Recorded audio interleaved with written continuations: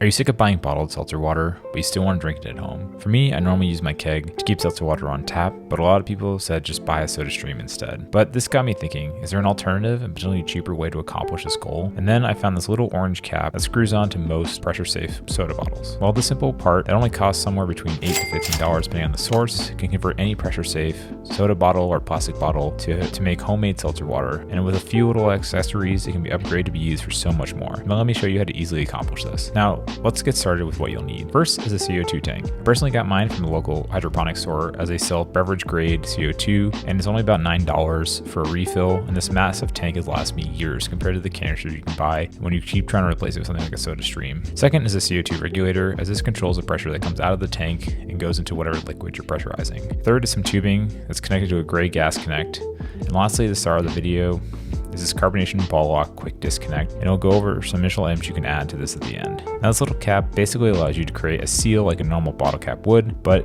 when attached to a CO2 tank, then apply pressure inside the bottle. This is great if you already have a beverage that is carbonated and don't want to finish it, like the seltzer bottle I got from Trader Joe's where I drank about half of it and then screw the cap back on and that applies a little bit more pressure. What I did was I simply screwed the cap on, applied about 20 to 30 psi, and once the bottle is firm, it'll stop the bubbles from leaving the liquid and it'll keep that beverage carbonated. When you're ready to re-enjoy it, simply unscrew the cap like a normal and pour it into a glass to enjoy. But what if you want to start completely from scratch from an uncarbonated beverage? So I'm going to start by reusing this empty 1 liter bottle, and I'm going to fill that to nearly the top, leaving a little bit of headspace. Next, I'll screw on the orange cap and followed by increasing the PSI on my CO2 regulator to about 30 PSI. Attach the gray gas connect to the orange cap, and this will add pressure to the bottle, but isn't enough to carbonate it fully. I'll give it a vigorous shake to help the CO2 dissolve into the liquid, and this will go in the fridge to get cold. This cold liquid better dissolves gas. We all want a cold and bubbly beverage in the end. Now, you can start with cold water if you have that available to you, but I just left mine overnight in the fridge to chill, and coming back the next day, the bottle isn't firm anymore, even though we applied pressure, because if we remember the general chemistry rule that pressure and temperature are directly proportional, so as the temperature went down, so did the pressure. This means we need to add more CO2 to compensate for the drop in pressure, but if you simply just add 30 psi until it's firm and open up and pour out that water into a glass, it's still kind of flat. So what you need to do is force carbonate it by hooking it back up to that CO2 tank, and then one of the two methods you can force carbonate this is by continually shaking it for a minute or so, and you're looking for the bubbles to continually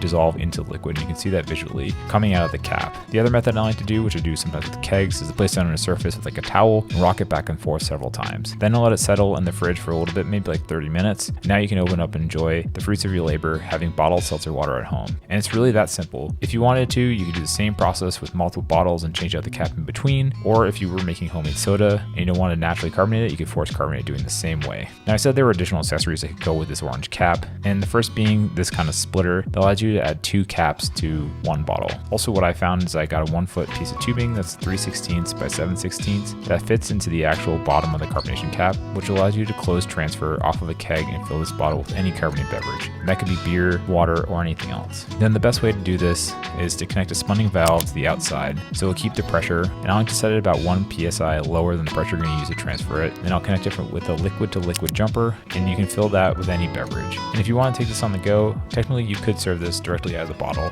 by attaching one end where we had the spunding valve to a CO2 tank, and on top of it we'll attach a tap to release the liquid. I hope you found this helpful and not pressured into buying SodaStream to make seltzer water at home, as this is a lot more versatile and a little bit cheaper. If you want to see how to make seltzer water on tap, click the video on the screen now. I hope to see you again soon.